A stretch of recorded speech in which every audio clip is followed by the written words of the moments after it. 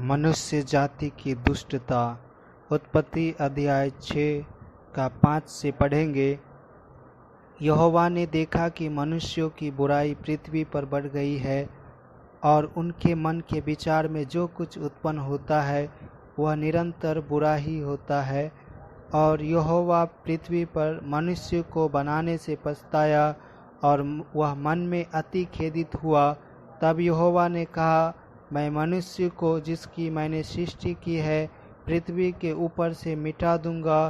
क्या मनुष्य, क्या पशु, क्या रेंगने वाले जंतु, क्या आकाश के पक्षी, सबको मिटा दूंगा, क्योंकि मैं उनके बनाने से पछताता हूँ।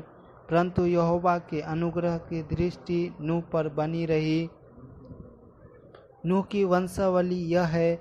नूह धर्मी पुरुष और अपने समय के लोगों में खरा था और नूह परमेश्वर ही के साथ साथ चलता रहा।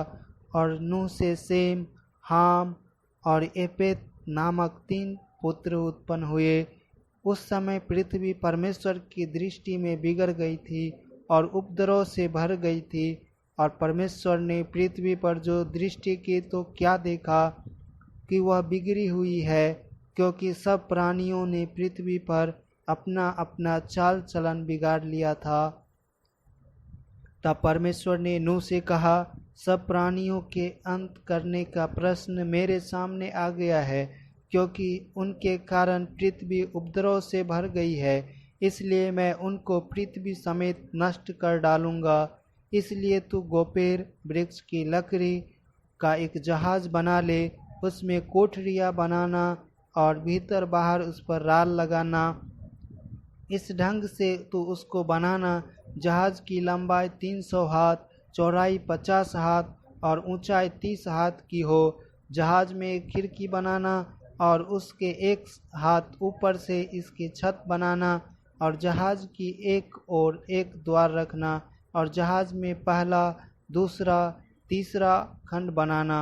और सुन, मैं आप पृथ्वी पर जल प्रलय करके सब प्राणियों को जिनमें जीवन का प्राण है आकाश के नीचे से नष्ट करने पर हूँ, और सब जो पृथ्वी पर हैं मर जाएंगे।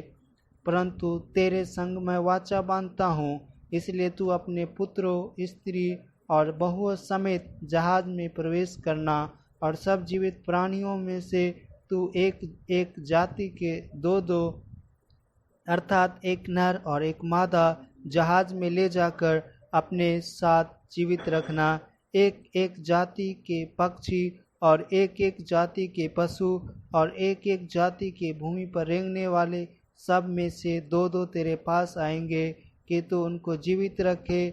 और भांति भांति का भोज्य पदार्थ जो खाया जाता है उनको तू लेकर अपने पास इकट्ठा कर रखना, जो तेरे और उनके भोजन के लिए होगा।